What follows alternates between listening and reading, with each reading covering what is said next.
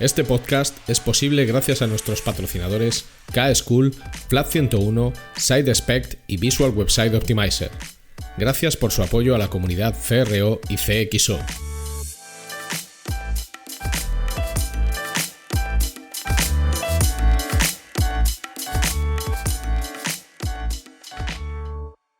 Mi nombre es Ricardo Tallar y estás escuchando CRO Café en Español, el podcast de referencia en CRO y CXO, donde hablamos con profesionales digitales de todos los rincones del planeta sobre nuestro trabajo, con el objetivo de compartir, entretener y aprender.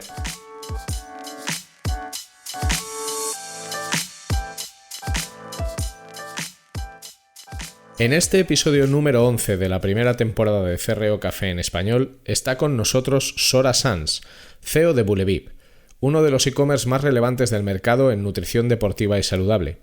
Y vamos a hablar del reto constante que supone la gestión de un modelo de negocio orientado al crecimiento, la ganancia de usuarios y la mejora de métricas de negocio. Si te gusta este podcast, suscríbete en tu aplicación de podcast favorita o en la web cro.café y comparte y comenta nuestro contenido en tus redes sociales, desde MySpace, Orkut o Google+, hasta TikTok, Clubhouse o Twitter.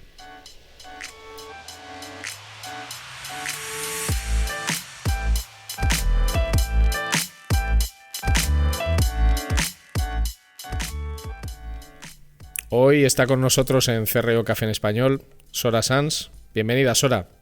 Muy buenos días, Ricardo, ¿qué tal? Gracias por invitarme.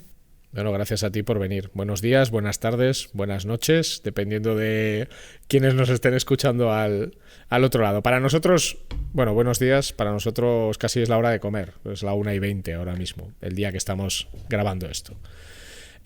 Siempre comenzamos por el mismo punto, Sora, que es pedirle a nuestros invitados y a nuestras invitadas que se presenten, que nos cuenten un poco cómo han llegado hasta el punto en el que están. En tu caso concreto, tú ahora mismo eres la CEO de Bullevip y lo que nos gustaría a todos saber es cuál ha sido tu recorrido profesional hasta llegar a este punto. Pues bueno, ha sido un cúmulo quizás de casualidades en mi vida, porque es así.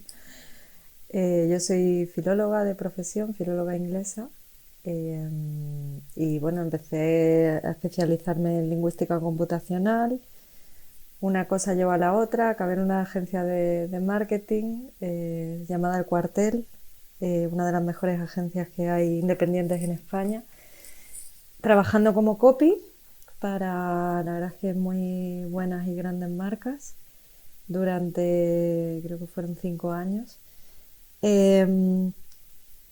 Acabé subdirigiendo la escuela de creatividad que montamos dentro de la agencia, que se llama La Base, y en paralelo pues fui también avanzando con diferentes proyectos digitales, ¿no?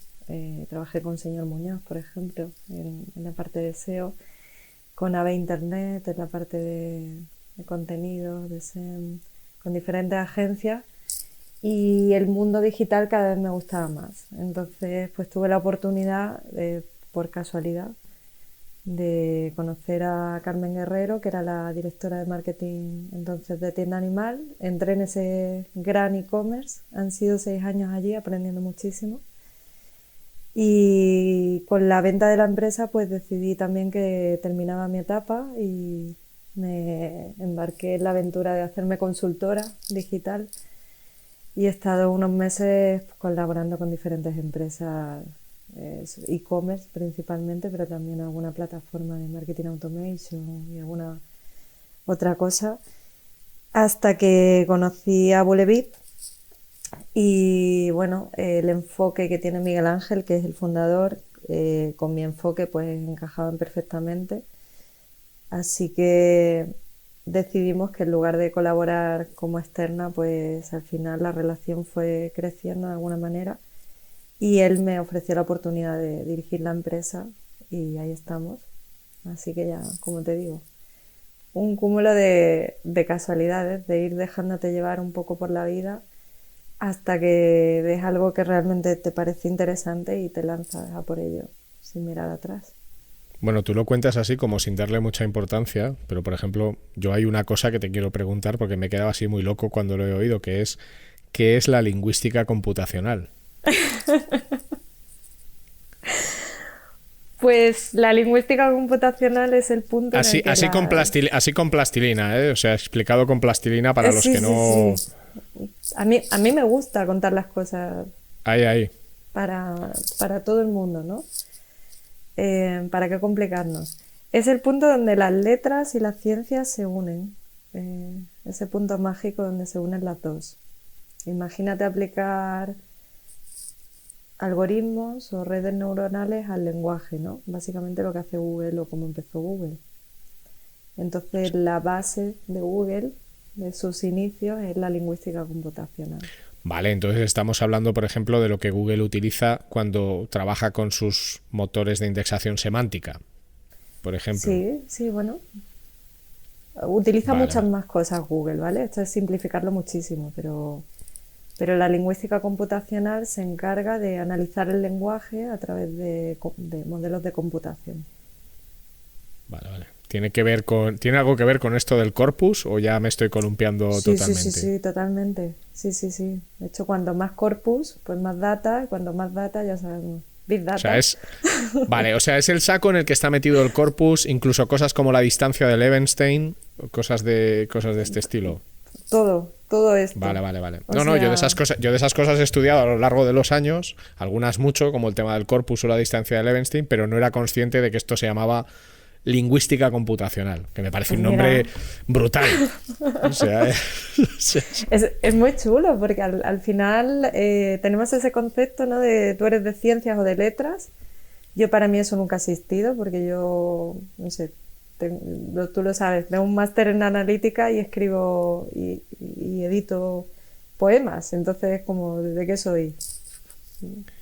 bueno, No pero lo sé. yo creo que todo el mundo, en cierta forma, es una persona del Renacimiento, ¿no? Al final los renacentistas esculpían, pintaban, construían edificios. Miguel Ángel, así como máximo exponente, pues está bien no tener así muchas limitaciones. O que las limitaciones te las pongan las disciplinas en las que aterrices, pero que no te las pongas tú de inicio, ¿no? Eso es. Sobre todo es eso. Yo creo que es más un tema cultural, ¿no? Que uno no se debe poner nunca límites, porque si dices esto no se me da bien, pues ya es el primer paso para que no se te dé bien, evidentemente.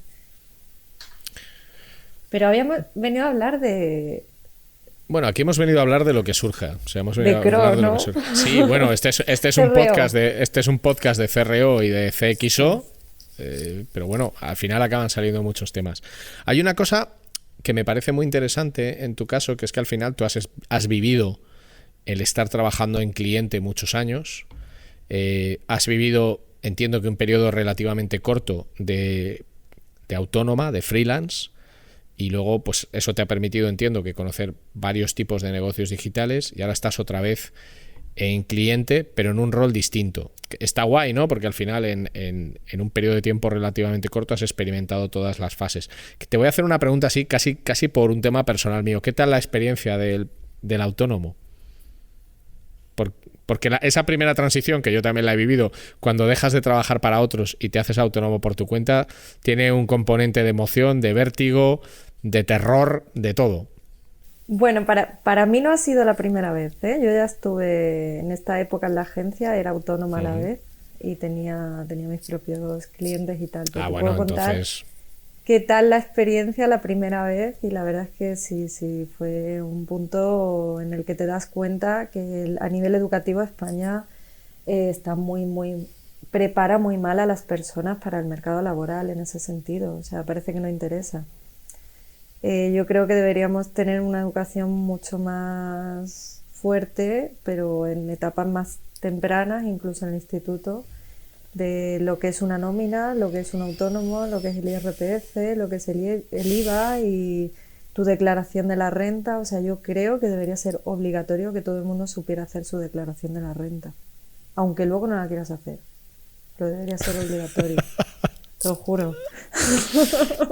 No, no, me parece... Entonces, sí, me pareció algo chocante, la verdad, sentirme tan tremendamente poco preparada para para asumir ciertas responsabilidades y que de pronto tenía que aprender muchísimo de temas que además a mí me dan una pereza tremenda. ¿Y a quién no? O sea, es... En fin. Yo admiro a la gente que se dedica a la administración porque la verdad es que me parece que no sé, para mí es algo tan complejo, tan aburrido, la verdad. No me llama nada. No, no parece algo sexy. Seguro que habrá gente que lo encontrará, ¿eh? Pero bueno, vamos a reconducir el tema, vamos a volver. Precisamente porque has tenido esa visión holística y has podido estar, pues, en Tienda Animal, en Bullevip o en otros e-commerce en los que yo sé que has estado, quizás tengas claras muchas cosas, ¿no? Y una cosa que, por ejemplo, me parece interesante, viendo tu experiencia, ¿cuáles son, bajo tu criterio, las claves para que un e-commerce funcione correctamente, para que funcione bien? ¿Cuáles son las piezas fundamentales que no pueden fallar? O sea, esto es como lo del coche. El coche necesita el motor, necesita las ruedas, necesita el chasis, necesita los asientos. Eso lo necesita para funcionar. Luego los alerones, si el equipo de música tiene más o menos potencia, son extras. Pero, ¿cuáles son los elementos clave que tienen que funcionar en todo e-commerce? Bueno, vamos a ver. Primero, bueno, esto es sencillo, ¿no? Si tienes un enfoque de cliente, que yo creo que es lo principal que cualquier e-commerce tiene que tener, porque es muy fácil perderse en el dato. Y cuando digo perderse en el dato, quiero decir dejar de ver a las personas como personas y verlas como números, ¿no? Tener un enfoque cliente es seguir viendo a las personas como que son personas.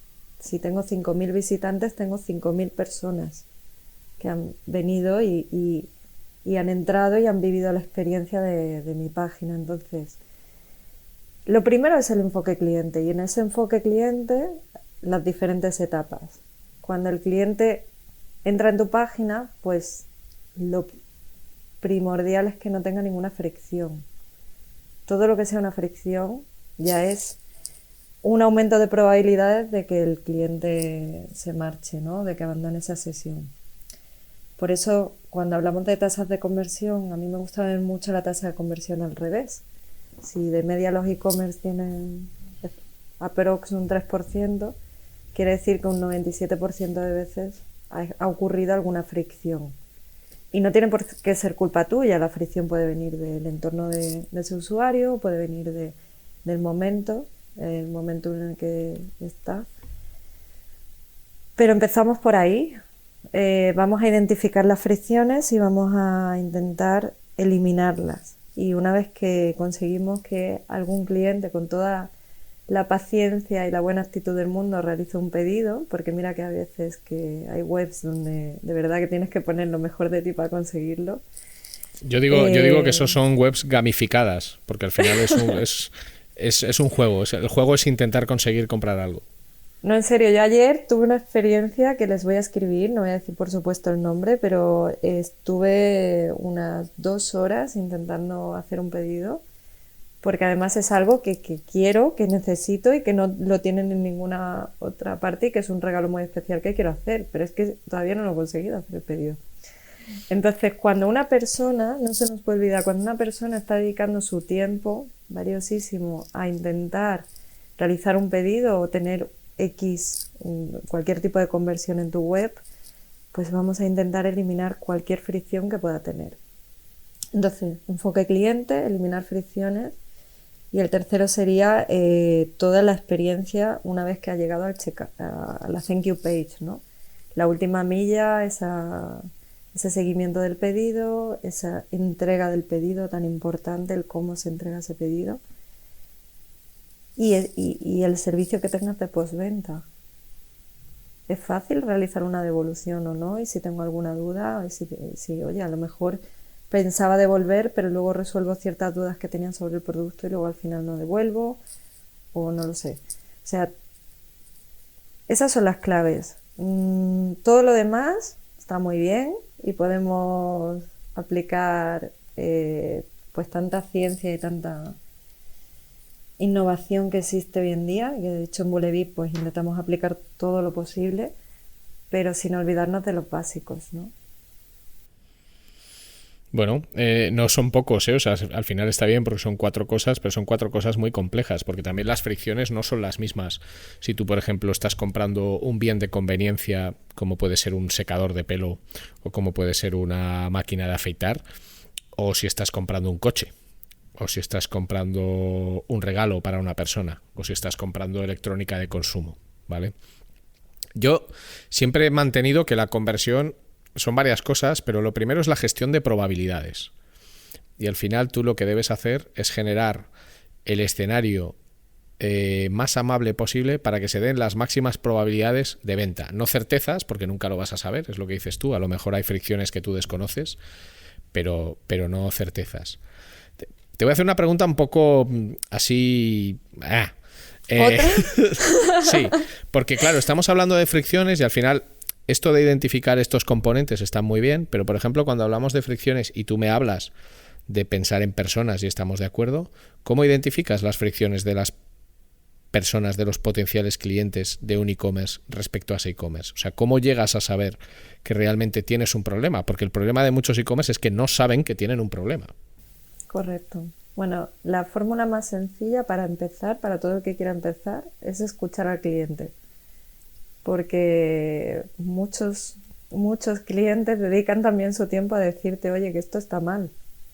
Y lo que se produce cuando no existe un enfoque verdadero hacia el cliente es que escucha frases como, buf, otro que me dice qué tal. Yo esto lo he escuchado, ¿eh? No, desde luego no en ninguna de las empresas donde he trabajado, donde he colaborado, lo he escuchado probablemente en algún sueño, pero esto ocurre, ¿no? Ese,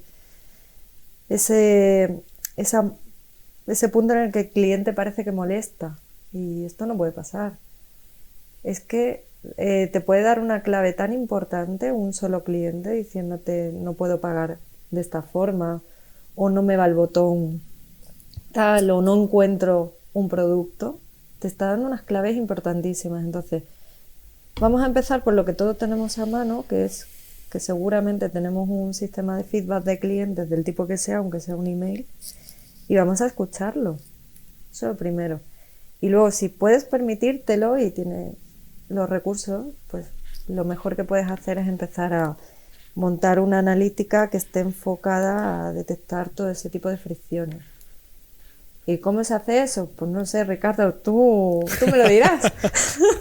No, pero este no es el objetivo de... No es el objetivo de... No, pero te agradezco el bajar al detalle porque muchas veces cuando se habla de estas son las palancas o estos son los pilares, al final tú acabas diciendo 3, 4, 5 cosas que son interesantes, pero que, por ejemplo, para muchas personas que nos escuchen dices, bueno, pero esto necesito aterrizarlo, o sea, necesito ser más concreto, ¿vale? ¿Cómo mido yo la voz del cliente? Bueno, tú ya lo has dicho, o sea, y es verdad que tienes el email, es verdad que tienes Twitter, es verdad que tienes Instagram, es verdad que tienes muchísimos canales, y creo que una de las cosas más negativas para la experiencia de usuario de cualquier e-commerce es el no obtener respuesta. O sea, yo tengo muchas historias de esto también, pero yo recuerdo un e-commerce que yo no he soñado, que es un e-commerce real, en el que compré una mesa y un canal que se utilizaba mucho era el WhatsApp. Entonces, bueno, yo hice un montón de preguntas porque había que llevarla a un piso, era una cosa complicada, y recuerdo haber estado escribiendo en WhatsApp porque ellos me pidieron feedback del servicio y tal, y escribí pues unos cuantos mensajes, tampoco una barbaridad, y nunca me respondieron a nada, nunca. O sea, pero fíjate, dejaron de responderme en cuanto cobraron la mesa. Y eso es una cosa que no se debe hacer. Se puede hacer, pero que no se debe hacer. Porque a mí, como cliente, lo que tú me estás transmitiendo es que lo único que te ha interesado de mí es mi dinero. Y al final está bien, es lícito, es normal. Sí, pero es tu dinero una vez. Además, pero evidentemente, exacto, pero evidentemente vas a perder un factor clave en cualquier estrategia de conversión y de venta, que es la retención, que es la fidelización y algo más importante todavía, que es la prescripción. La recomendación, correcto. Exacto. Es que ayer estuvimos en una jornada empresarial donde me preguntaron qué estrategia de influencers teníamos en Bulevip y qué importancia le dábamos a los influencers, ¿no? Y evidentemente en Bullevit tenemos una estrategia de influencers, tenemos un plan de marketing pues bastante avanzado en ese sentido, de social media, y que este año estamos haciendo una pequeña revolución. Pero mi respuesta no fue esa, mi respuesta fue que no hay mayor influencer que tu propio cliente. Pero es que, bueno, todo el mundo es un influencer, ¿no? De su propio microcosmos. Sí, Y ahora que perdón. sacas... No, dime, no, que ahora que sacas este tema te iba a decir, claro, como me has hablado de influencers, hay una curiosidad general, es una pregunta que se oye mucho, ¿no? Al final, realmente yo tengo mi opinión, pero me gustaría ver la tuya, ¿realmente las estrategias con influencers ayudan a convertir? ¿Traen un tráfico lo suficientemente cualificado para generar ventas? ¿Sí o no? No hay un sí ni un no aquí. Es como si... Es que no lo hay, es que no lo hay, Ya, como si no, no lo lo sé, lo fuera. sé, lo sé, lo sé. O sea, Es, no hay dos influencers iguales. no hay dos influencers y yo creo que depende un poco del objetivo que te estés marcando y de la acción concreta con cada influencer con el que trabajes. O sea, si tú quieres realizar acciones de branding, que tu marca se conozca más, evidentemente trabajar con influencers es un shortcut, ¿no? Es un atajo. Si estás buscando ir a performance puro, pues dependerá de la acción que hagas con el influencer. Si estás haciendo un sorteo, si estás haciendo un sorteo basado en la compra, depende muchísimo. Para mí, trabajar con influencers ayuda a la difusión de la marca y ayuda a crear una comunidad dentro de, por ejemplo, las redes sociales, pero yo no lo utilizaría como estrategia de venta directa. No, no creo que sea, creo que hay formas de invertir el dinero que son mucho más directas. Lo que pasa que también siembran menos.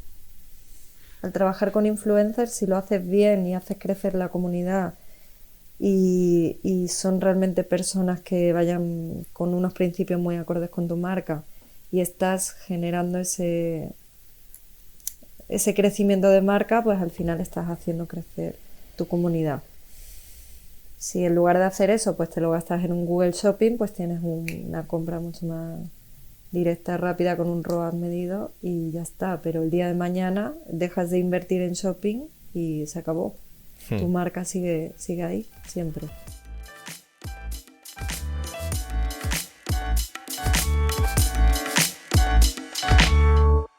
Will this work?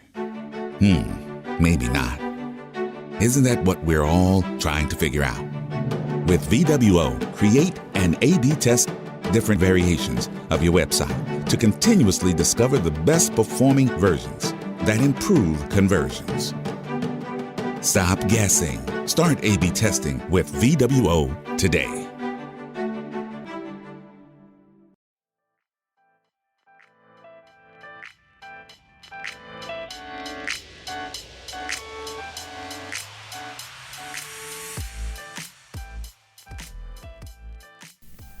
Bueno, ahí hay un trabajo importante de definir bien, por un lado, el mix de canales y luego el peso que cada canal va adquiriendo o va perdiendo conforme pasa el tiempo.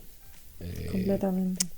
Ahí es donde realmente los datos sí que te pueden aportar mucha más información acerca de cuál es el canal. Yo creo que el problema que hay con los canales es que nos gusta demasiado pensar que los canales tienen un rendimiento lineal. Y los canales son más o menos eficaces dependiendo de según qué momentos temporales. Pero claro, esto impide planificar tan a largo plazo como nos gustaría, pero es mucho más real. O sea, al final hay canales que en un determinado momento tienen sentido y en otro no lo tienen. Es que, a ver, yo sí que me siento muy afortunada de haber vivido la evolución de un e-commerce durante 6 años. Sabes que en el mundo del e-commerce es muy fácil que vayas rotando, ¿no? Cambiando de proyecto cada 2 años, cada año y medio. Yo he podido vivir la evolución de un e-commerce y cómo maduran los canales y cómo dejan de comportarse de una manera y empiezan a comportarse de otra. Y cómo abres un país y ese país parece mucho más inmaduro y entonces entiendes ese comportamiento de canal en otro punto de la vida.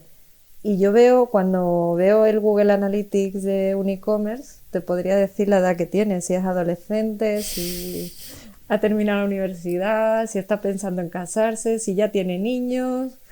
O sea, se ve y parece algo muy, muy romántico, pero bueno, es que es así, es que los canales ni son independientes, ni funcionan igual al principio de la madurez de un e-commerce que al final, ni se les puede sacar el mismo rendimiento. Por eso, en tu pregunta de ¿qué opinas de la tasa de conversión? Pero no te la he hecho toda. Por los influencers, dices. Vale, vale. No, en la que seguro que me vas a hacer. No, pero de la tasa de conversión no se opina. ¿Qué opinas? No. No, bueno, ¿cómo era? No me acuerdo, la tengo por ahí anotada, pero no me acuerdo. Luego la busco, no te preocupes tú, que ya la sacaré yo cuando llegue el momento y volvemos a este momento en el que estamos. Pues volveremos al punto. Sí. ¿Y las principales vulnerabilidades cuáles son? Porque antes nos has dicho, bueno, pues estas son las fortalezas, estos son los puntos clave que hay que trabajar. ¿Cuáles son siempre o qué has visto tú que tienen en común los e-commerce como puntos de vulnerabilidad? O sea, donde están más expuestos, donde más riesgo corres de que algo no funcione bien. Pues yo pienso que el backlog tecnológico y la deuda tecnológica hay que tener muchísimo cuidado con ellos dentro de un e-commerce, porque van creciendo cada vez más y es muy difícil seguir el ritmo de la evolución tecnológica que hay en general dentro de la empresa, ¿no? Sea del tamaño que sea. Al final siempre el pensamiento va mucho más rápido que esa ejecución. Ese es un punto débil, siempre. Cuanto más grande sea tu backlog, más dificultad vas a tener de ser ágil y de adaptarte al mercado. La logística, por supuesto.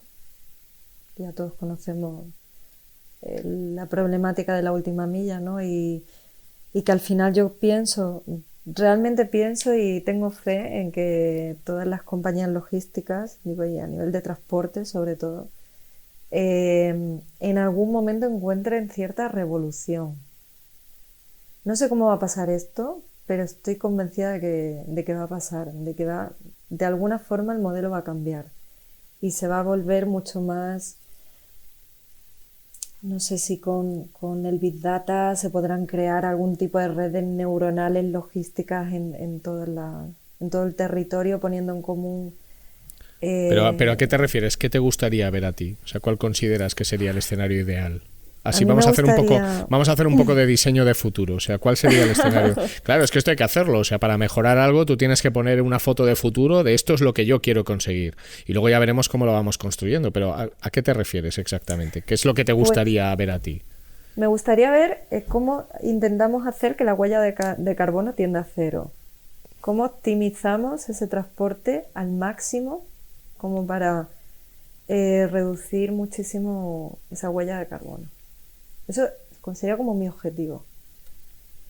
Bueno, pero entonces entrarías en un modelo de e-commerce, digamos, sostenible, responsable, éticamente consciente de que hay que hacer cosas para salvaguardar el planeta, ¿no? Voy más allá del modelo de e-commerce. Hablo de la logística. De todos los e-commerce a la vez, de todas las logísticas a la vez, encontrando una evolución tecnológica que permita reducir muchísimo más. Ser mucho más eficientes de lo que ahora mismo somos. Y creo que hay campo ahí. Seguramente. Lo que pasa es que, bueno, entiendo que esto es como otros tantos modelos de negocio que parten de una base clásica y cuya transformación pues a veces es sencilla y a veces generalmente no y a veces no y a veces no lo es. Pero bueno, es un buen punto.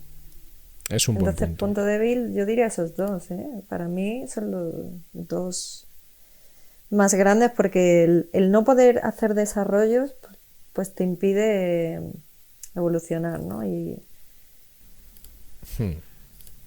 bueno, el estar ciego, quizás, el olvidar un poco, no contar con datos que sean fiables, no escuchar al cliente, no mirar la web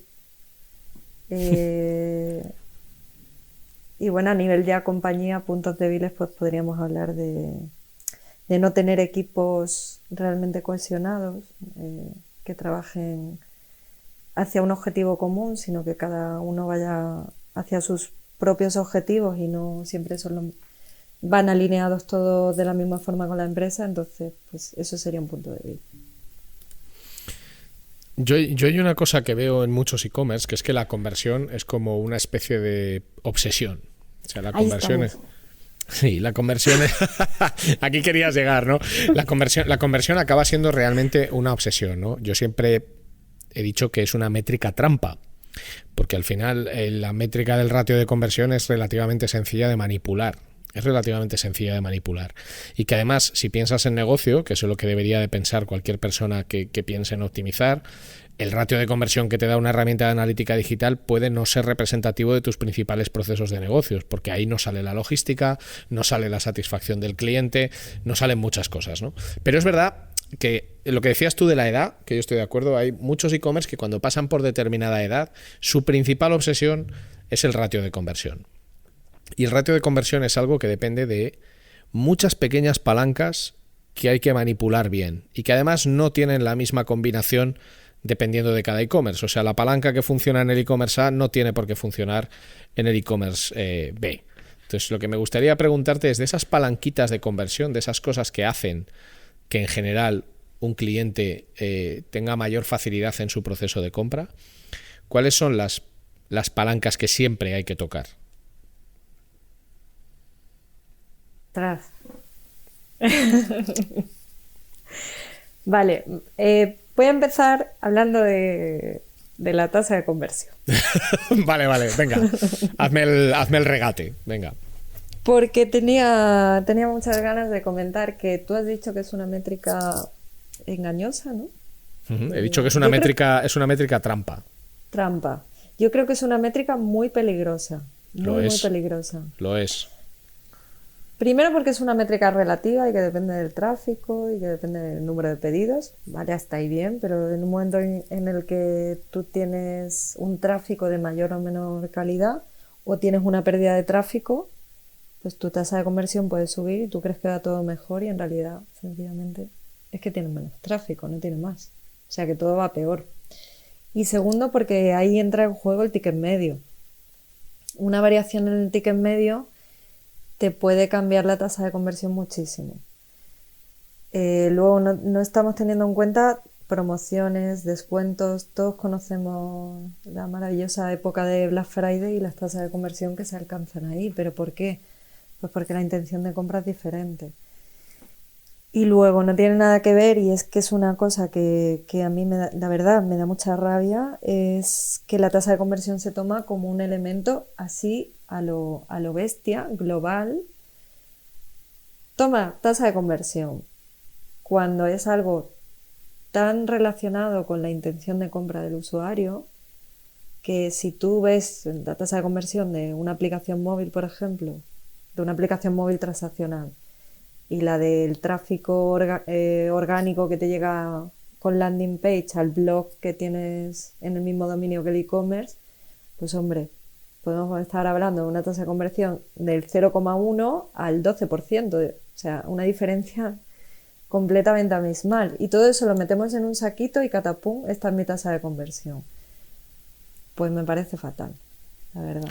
Bueno, yo no creo... A ver, a mí me parece un horror, pero creo que es un proceso natural. O sea, al final es... Bueno, tú lo has dicho, es una métrica trampa, es lo que te he dicho yo, porque es fácil manipular algunas de las variables que hacen que suba o que baje. Y luego, como todas las métricas, cuando se hace un análisis, lo que no se puede es hacer un análisis sobre una media general, porque eso no sirve para nada. O sea, al final, que tú me digas que de 5 millones de usuarios... o de 5 millones de visitantes, mejor dicho, porque va contra visitas, el estándar de 5 millones de visitas, hemos hecho, yo qué sé, 5.000 ventas, pues, ¿y este ratio es bajo o no? Bueno, pues dependerá del segmento de usuarios en los que se hayan dado esas ventas, porque a lo mejor tú has invertido muchísimo en captar tráfico procedente de una fuente y esa fuente ha convertido al cero, y aquí entraríamos en otro debate que son los modelos de atribución. O puede que, claro, que eso da para otra cosa. Esa es otra. Claro, eso es otra. O no te estás fijando en la granularidad del dato que te interesa para valorar si esto está funcionando bien o no. O sea, hay algo que hay que entender, que es que no hay un gran ratio de conversión medio. Lo que tienes que localizar es cuáles son los canales y segmentos de usuario y cuáles son sus distintos ratios de conversión. Y hay una cosa que tú has mencionado que a mí me parece crítica, que es que una estrategia de conversión no tiene por qué basarse en subir el ratio, porque muchas veces lo que me interesa es fomentar el cross-selling, o fomentar el upselling, o fomentar un incremento del ticket medio, o detectar y eliminar cualquier tipo de fricción. Sí, por supuesto.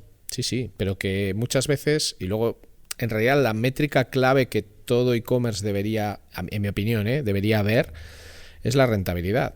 No la tasa de conversión.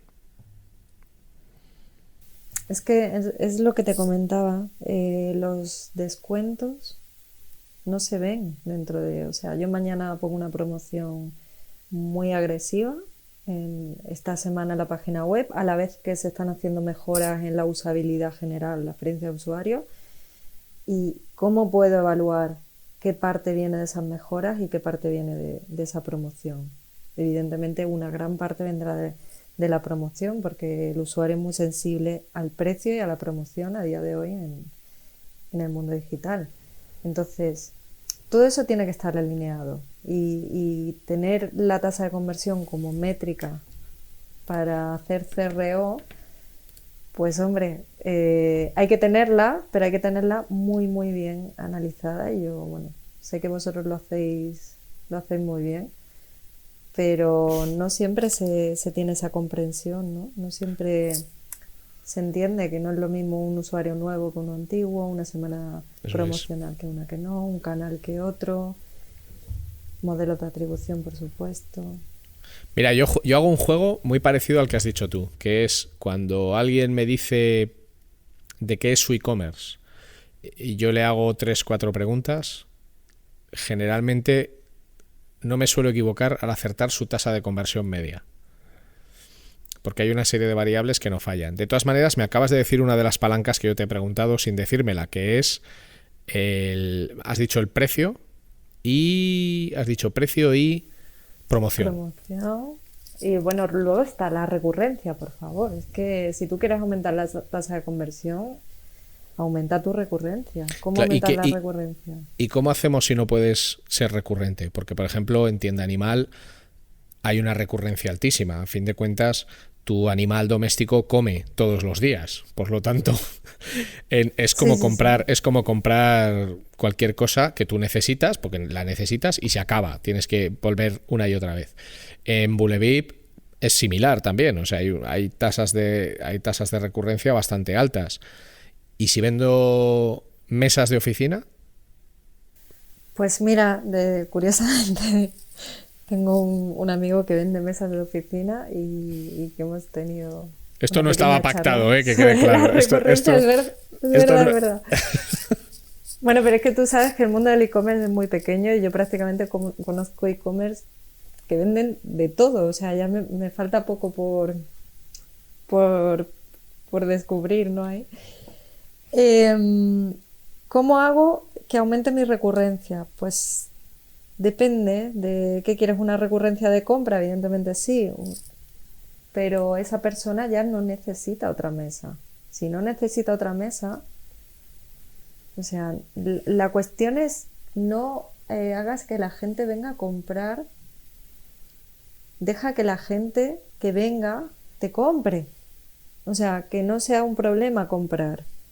Ya. Que esto...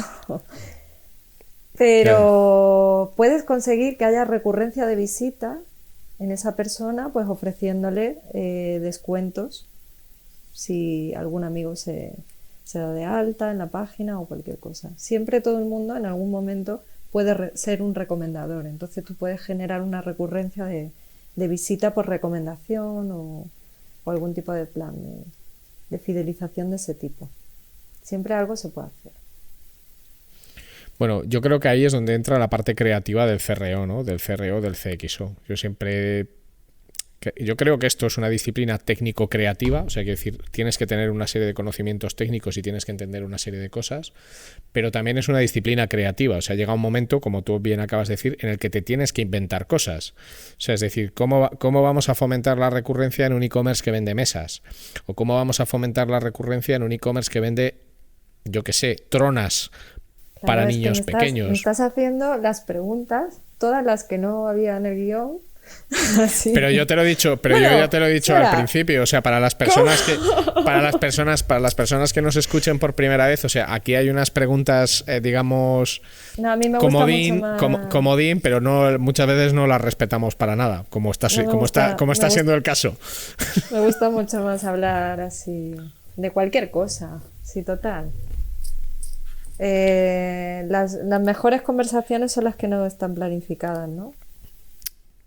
Yo creo que sí, pero bueno, hay de todo. Pero bueno, no te voy a dejar escapar. Palancas, me has dicho precio y promoción. Palancas para aumentar la tasa de conversión. Claro. Por supuesto, el precio y la promoción son palancas, ¿no? Y si tú no tienes bien medida tu rentabilidad, puedes cometer el error de vender mucho más y estar perdiendo dinero, que es algo curioso, Efectivamente. pero Bueno, esto pasa mucho. los e-commerce de pequeño tamaño, digamos, que están empezando, pues muchas veces yo me he encontrado casos pues que no tenían cuenta de resultados, por ejemplo. Entonces, es impactante, pero a la vez, oye, es muy bonito crear todo eso para que el negocio se pueda manejar desde la cuenta de resultados, que es como debería ser.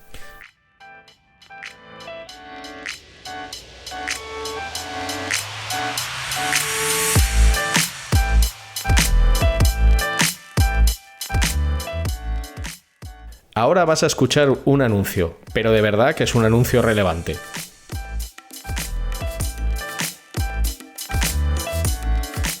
Conviértete en un experto en CRO y dedícate a una de las profesiones más demandadas del momento. El máster de CRO de K-School, con un claustro de profesores especializados en conversión y negocios digitales, es la formación que estás buscando.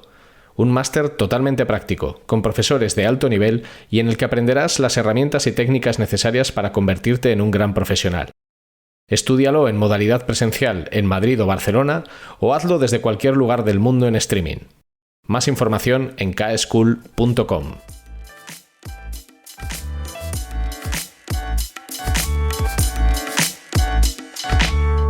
Claro, pero yo vuelvo a lo de la madurez. Cuando hablas de esto de la cuenta de resultados, yo creo que también tenemos que pensar que hay muchos e-commerce que nacen prácticamente como un proyecto paralelo o como una intentona y realmente muchas de las personas que están detrás, sobre todo al principio, no saben gestionar un negocio. Y el problema es que eso que tú desde fuera lo ves como una web, algo sencillo, una web, se acaba convirtiendo en una especie de monstruo que ya no es una web, que es como cuando, yo recuerdo hace unos años que alguien me dijo, esto no es coña, ¿eh? O sea, nos mandaron un email y nos decían, nos gustaría hacer un clon de Amazon. O sea, el proyecto era hacer un clon de Amazon y la coletilla era porque solo es una web. O sea, entonces, claro, sí, o sea, si esto es lo que tú crees, o sea, bueno, si tú crees que Amazon solo es una web, pues chico, mejor que no hablemos porque pertenecemos a planetas diferentes. O sea, si tú te has quedado con que el negocio de Amazon es tener una web y ya está, pues evidentemente no estás entendiendo, ¿no? Y yo creo que mucho del problema de lo que estás diciendo tú, cuentas de resultados, entender, por ejemplo, algo que a mí me parece fundamental en cualquier e-commerce y veo que poquísimos miden, que es la rentabilidad por líneas de negocio. O sea, es decir, tú en un mismo e-commerce puedes tener diferentes líneas de negocio activas. Electrónica de consumo, puedes tener televisores, puedes tener línea blanca, electrodomésticos pues como lavavajillas, lavadoras. Que la rentabilidad global sea buena, pero te estás perdiendo que, por ejemplo, hay una línea que es deficitaria y hay gente que no mide eso. No, bueno, es que hay que analizar absolutamente todo. Tú tienes que medir tu rentabilidad por línea de negocio, por categoría, por proveedor, por marca, por producto, incluso por no solamente rentabilidad por producto así como tal, tanto vendo, tanto gano, sino si ese producto es un producto gancho, un producto que me trae captación, o sea, en qué punto está el producto en el lifetime value de cada cliente, porque puede que haya productos que sí que interese tener una rentabilidad mucho más ajustada, porque te atraen una captación cuando luego otros productos hacia donde llevas al cliente te dan esa recurrencia que genera mucho más negocio, ¿no? Entonces, si tú eres capaz de realmente analizar esa cuenta de resultados, pero particionada por línea de negocio, por categoría, por producto, y luego cuando tienes líneas de negocio más complejas, como puede ser pues el caso de Bullebit, un e-commerce que se convierte a marketplace, donde ya empieza a haber un entorno competitivo, ¿no? Dentro, por la propia naturaleza de lo que es un marketplace, tienes diferentes sellers que compiten entre ellos en envío, en precio, en una serie de características, y que tienes que saber también medir cuál es la repercusión que tienen los productos de marketplace en tu propio vertical, ¿no? En tu propia compra directa. ¿Hay una canibalización o no? ¿Me interesa? ¿Soy más rentable de esta forma o de esta otra? ¿En qué categorías? O sea que ahí hay un trabajo pues muy bonito y que queda un poco por detrás, ¿no? No se ve. Yo creo que esto que estás, yo creo que esto que estás contando tiene que ver con una de las preguntas que sí está en el guión y que te voy a hacer, que es oh my God, que es, tú al final, ahora en tu tarjeta pone que eres la CEO de Bullebit, y al final es un término que muchos usamos en nuestras tarjetas cuando se daban tarjetas, o que lo pone en nuestra firma, CEO, que son las siglas de Chief Executive Officer. Y mi pregunta del millón es, ¿qué hace una CEO en un e-commerce? ¿En qué consiste tu trabajo? Bueno, pues a ver, al final Miguel Ángel, que es el fundador de Bullebit, en un momento dado decidió que necesitaba una persona que le acompañase, ¿no? en esta misión tan bonita. Miguel tiene una visión que además me encanta, porque no es una visión a corto plazo, es una visión a largo plazo y muy, muy bien aterrizada. Y entonces él buscaba una persona que le ayudase a hacer realidad esa visión. Yo diría que mi trabajo consiste un poco en eso, en encargarme de que el equipo maravilloso que tenemos, porque la verdad es que estamos ahora en torno a las 70 personas, 68 ahora, en breve 70, con un talento excepcional, con un espíritu emprendedor, con una cordialidad y una educación tremendas, pues que todas esas personas estén alineadas en esa visión, y junto al comité de dirección pues tomar las decisiones para que la dirección de la empresa sea la adecuada. Yo creo que consiste en eso. Y después de esto, pues básicamente en tener muchísimas horas de reuniones con muchísima gente. Es básicamente eso. Bueno, básicamente, así como si fuera algo, así, básicamente. Nada, la visión global, tú lo sabes, Ricardo, tú lo vives. Sí, lo que pasa que a veces me da un poco de rabia que la gente habla de la visión global como si la visión global fuera algo fácil de adquirir, y al revés, el conocimiento transversal, que en el fondo es lo que se utiliza para la resolución de cualquier problema. O sea, cuando tú quieres resolver un problema, nadie puede resolver un problema si solo tiene un conocimiento vertical de una única área. O sea, para que tú resuelvas un problema de cualquier tipo, tienes que tener conocimiento transversal. O sea, es decir, tienes que tener conocimientos de las diferentes áreas que están implicadas en el problema. Y al final es difícil tener un conocimiento transversal, porque solo lo puedes tener en base a experiencia.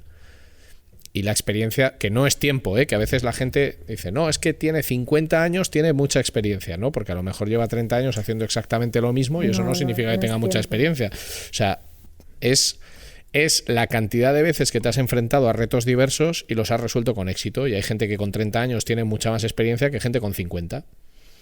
Pero adquirir el conocimiento transversal no es fácil. Lleva tiempo. Es un proceso de maduración, y yo creo que en términos de conversión, en términos de optimización de un negocio, sea digital o no, o en términos de transacción, el conocimiento transversal es crítico. ¿De qué te sirve controlar mucho la parte técnica de un e-commerce si no sabes nada de logística? ¿De qué te sirve saber mucho de logística y de la parte técnica del e-commerce, si no sabes qué realmente quieren tus propios clientes de ti? Si no sabes cuáles son ¿de qué te sirve todo esto si no sabes en qué productos estás ganando y en cuáles estás perdiendo dinero? Entonces, la foto completa, cuando yo lo digo así desglosado, ya no parece tan sencilla, pero es que hay veces que es como, bueno, pero es conocimiento transversal, es ver la foto general. Ay, amigo, es que ver la foto general no es fácil. Para mí es que es realmente muy divertido aprender. Entonces, yo me he pasado años, sobre todo observando, y he tenido la suerte de trabajar con profesionales de primera división y de tener a los mejores consultores que se puede tener. Entonces, y bueno, y de trabajar con fondos de inversión donde la exigencia es muchísimo mayor, acabas adquiriendo mucho conocimiento, sobre todo muchos puntos de vista, y te bajas al barro a resolver esos problemas que tú comentabas, que yo creo que un problema nunca tiene una solución, siempre tiene varias, pero sí que es verdad que cuanto más verticalizada sea la solución, peor es. Cuanto más transversal sea, mejor solución es, porque al final puedes resolverlo, pero resolverlo para ti y que eso esté generando otro problema en otro área. Que yo creo que ibas por ahí, ¿no? Sí, exacto. Es que es así. Sí. No es resolverlo, es resolverlo para ti, que no es suficiente. Entonces esa visión pues es muy divertido, y no uso la palabra divertido peyorativamente, es que me parece que uno tiene que divertirse con su trabajo porque es cuando realmente puedes dar lo mejor de ti. Yo me aburriría haciendo una sola cosa o estando en un solo área, y me encanta la complejidad que supone pensar en tantas cosas a la vez. Bueno, lo que pasa que esto lo que viene a decir es que no es un trabajo para todo el mundo. O sea, tiene que gustarte ese nivel de complicación y tiene que gustarte ese nivel de aprendizaje continuo, ¿no? Que no es para todos los públicos. Igual que para nosotros, pues no somos aptos para una serie de trabajos que requieran cualidades diferentes. Voy a volver a una de las preguntas de este pseudo guión, entre comillas, que tenemos, porque es una cosa de la que de verdad me interesa mucho conocer tu opinión. ¿En qué medida el éxito de un e-commerce o el éxito de su capacidad de venta depende de la planificación? Pues yo pienso que la planificación es imprescindible en todos los sentidos. Tiene que existir una planificación, y una planificación a largo, a medio y a corto plazo, y luego tiene que existir la capacidad para romper esa planificación cada vez que haga falta. Esto es muy importante, esa capacidad para romper. Quiero decir, necesitas el plan, pero no ser esclavo del plan. Para nada, de hecho tienes que ser muy ágil a la hora de decir, he trabajado todo este plan y ahora de repente tengo que romperlo entero porque me ha venido una pandemia. Pues, pero lo rompes ya, no esperas a mañana, porque cuanto más esperes, si han cambiado las circunstancias, ha cambiado absolutamente todo. Tu plan no sirve. Y ahora que me has dicho esto, me voy a ir a otra pregunta que también está en el guión, que es, si tuvieras que repartir tu tiempo entre planificación, ejecución, medición e ideación de nuevas acciones, como una cadena, ¿no? Yo planifico, ejecuto lo que he planificado, mido lo que he ejecutado y en función de lo que veo, ideo nuevas acciones. ¿Cuál sería tu reparto ideal de tiempo? O sea, es decir, un 25, 25, 25, 25. ¿Cuál sería tu reparto ideal de tiempo? El que, no digo que sea una fórmula maestra de éxito, pero el que tiene más probabilidades de ser más provechoso. ¿Pero mi tiempo o en general el tiempo? En general. ¿Cómo tú estructuras esto en la distribución de los tiempos? Vale, bueno, te voy a contestar y luego te cuento. Yo creo que... Pensaba que me ibas a decir, ¿te voy a contestar o no? No te voy a contestar un porcentaje, ¿vale? Yo te voy a decir que La ejecución tiene que durar lo mínimo posible y si está bien planificado y bien estructurado, va a durar lo mínimo posible porque al final es lo que menos valor aporta la ejecución.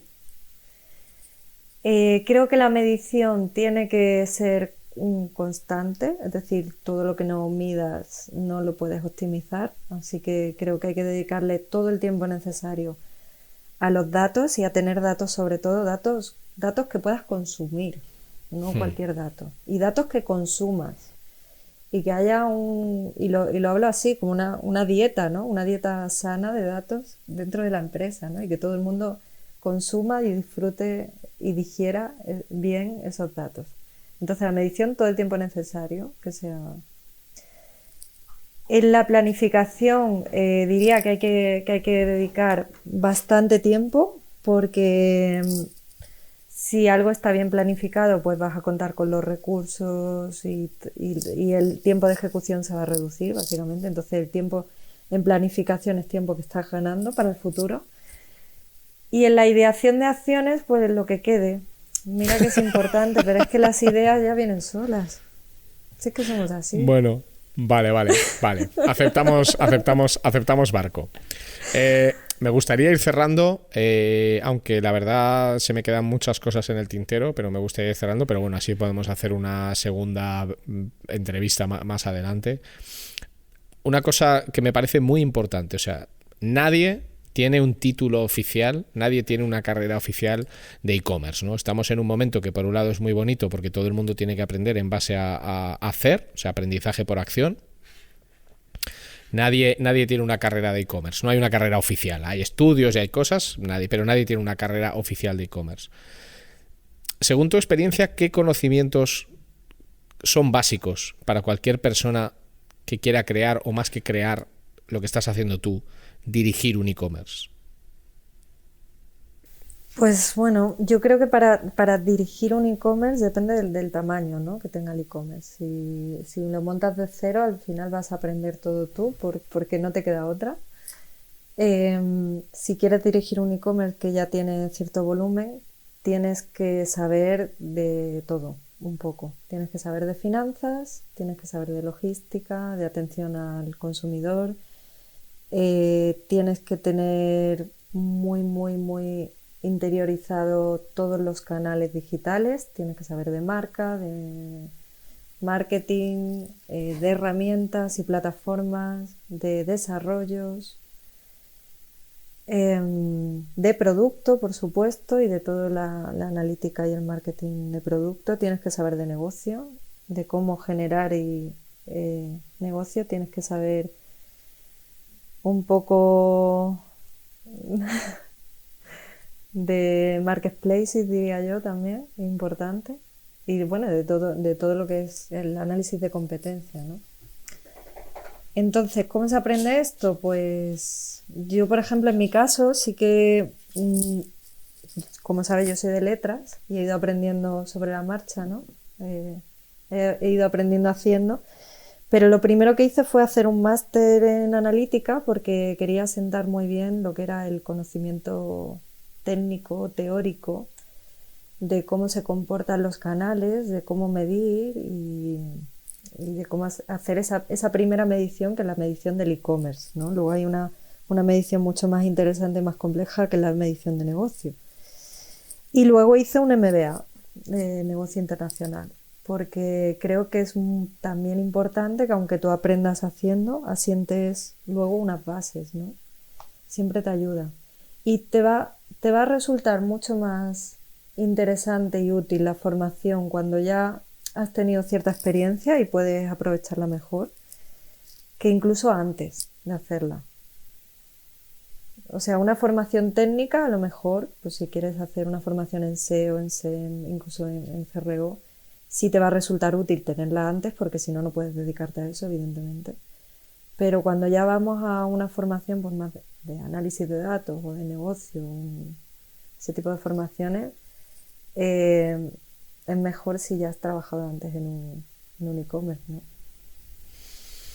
Muy bien, pues oye, gracias por este mapeado, ¿no? de cosas. Ya sabéis, los que tengáis intención de dirigir un e-commerce o un marketplace como es Bullevip. Vamos a terminar con algo que le preguntamos a todos nuestros invitados, ¿no?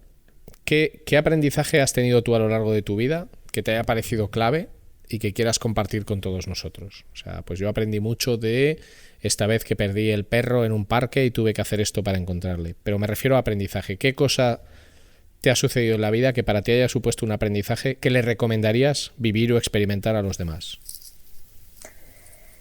Pues a mí en este tipo de preguntas me gusta mucho irme a lo personal, ¿no? Y yo tengo un libro de cabecera que es El Principito, que es un libro para adultos que han olvidado cómo ser niños y que quieren recordarlo. Y a mí me ha enseñado ese libro mucho más que cualquier libro de e-commerce sobre el e-commerce y sobre lo que lo quieras aplicar. Porque te ayuda a no perder lo que es la perspectiva de ser persona, del sentido común y de que muchas veces los básicos, si los haces bien, pues tienen mucho mejor resultado que la ciencia ficción mal hecha. Entonces, yo siempre lo recomiendo. Leeros El Principito, es súper chulo. Si tenéis hijos, leérselo. Anotado queda El Principito. Y para terminar, me gustaría que nos dieras 2-3 recursos que a ti te hayan sido especialmente útiles. Pueden ser libros, pueden ser podcasts, pueden ser programas de televisión, lo que tú quieras. Pero 2-3 recursos que puedas recomendarnos y que te hayan sido... Ya sabemos que uno es El Principito, pero 2-3 recursos. Algo más, ¿no? Con más chicha. Sí, más el blog de Perico el de los Palotes, que tiene unos consejos buenísimos. No, más chicha, no, El Principito tiene mucha chicha.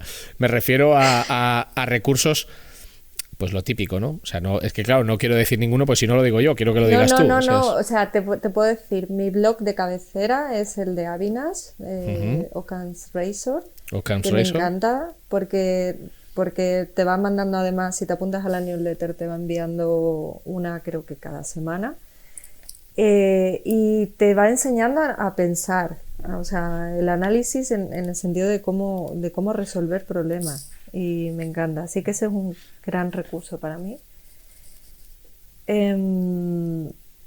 Y luego, pues, e-commerce news como revista me parece un grandísimo recurso porque te ayuda un poco a estar al tanto de todo lo que se va innovando, de todas las cosas nuevas que están haciendo los e-commerce, de los nuevos players que aparecen. Entonces, para estar en el mundillo del e-commerce, pues no hay nada mejor como leer el periódico de e-commerce news. Y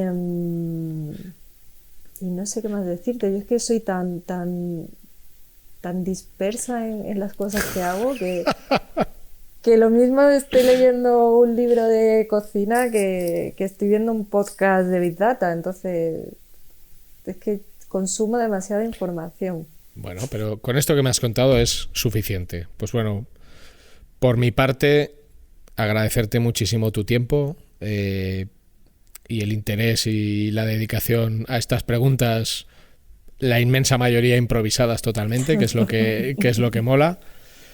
Y espero que te lo hayas pasado bien y que tengamos la oportunidad de volver a tenerte y de seguir conversando sobre el trabajo que hacemos todos y sobre este ecosistema digital en el que nos movemos. Pues me lo he pasado muy bien. Tengo que decir que de verdad que admiro muchísimo a los contables. No quiero que ninguno me odie porque de verdad es que siento profunda admiración por ese trabajo que yo necesito tanto muchas veces.